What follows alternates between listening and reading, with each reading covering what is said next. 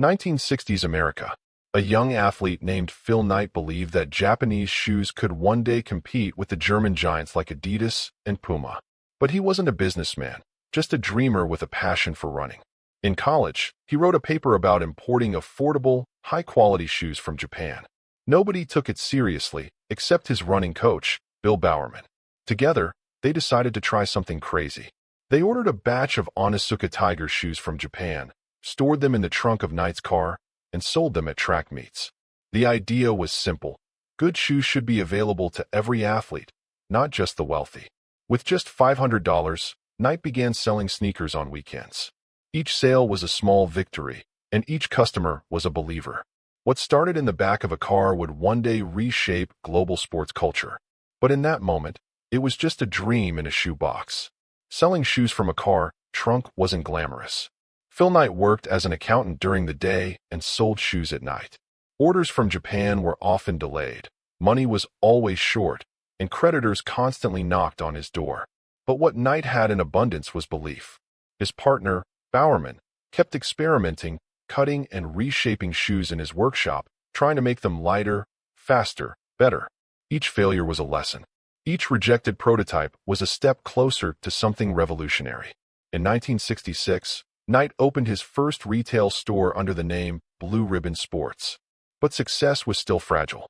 Competitors mocked them, friends doubted them, and financial pressure nearly crushed the company. Yet Knight knew one thing: athletes deserved better. Every mile run, every lap on the track fueled his determination. Blue Ribbon wasn't just selling shoes. It was quietly shaping the future of sports. By 1971, the partnership with Onitsuka Tiger was crumbling. Knight faced a choice: quit or build his own brand. He chose the harder path. With barely any money, he and his team created their first original shoe. But a brand needs more than a product. It needs an identity. Carolyn Davidson, a design student, was paid just $35 to create a logo. She drew a simple swoosh, symbolizing motion and speed. At first, Knight wasn't impressed. "I don't love it," he said, "but maybe it'll grow on me." That logo would become one of the most iconic symbols in history. And then came the name. Jeff Johnson, one of Knight's first employees, dreamed of the Greek goddess of victory, Nike. The brand was born, not in a boardroom, but in a moment of inspiration. Nobody knew it yet, but Nike was about to change the world. Bill Bowerman was obsessed with one idea: how to make running shoes grip the track better. One morning, staring at his wife's waffle iron, he had an epiphany. He poured rubber into it and created a sole with a unique grid pattern, lightweight, bouncy, and perfect for runners. This strange experiment became the Nike Waffle Trainer, the shoe that made athletes fall in love with the brand. Suddenly, Nike wasn't just another company. It was innovative, bold, and willing to take risks others laughed at. Runners wearing Nike shoes began winning races. The reputation spread like wildfire. Nike was no longer selling out of a car trunk. It was selling a vision. Each shoe carried a promise: speed, performance, victory. What started with melted rubber in a waffle iron had turned into a revolution in sports footwear. By the 1980s, Nike had grown, but success brought new challenges. Reebok was dominating the fitness craze, and Nike was losing market share. Something drastic had to be done. That's when advertising genius Dan Whedon came up with 3 words: just do it.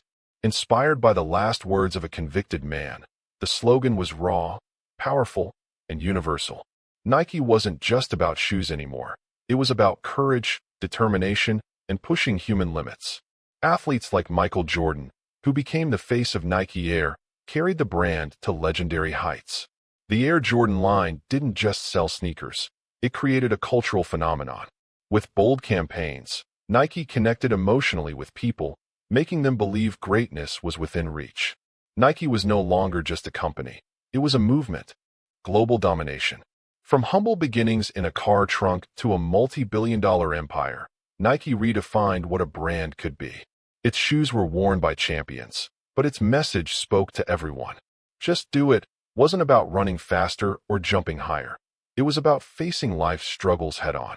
Whether you were a professional athlete or a kid shooting hoops in the street, Nike told you that victory was possible.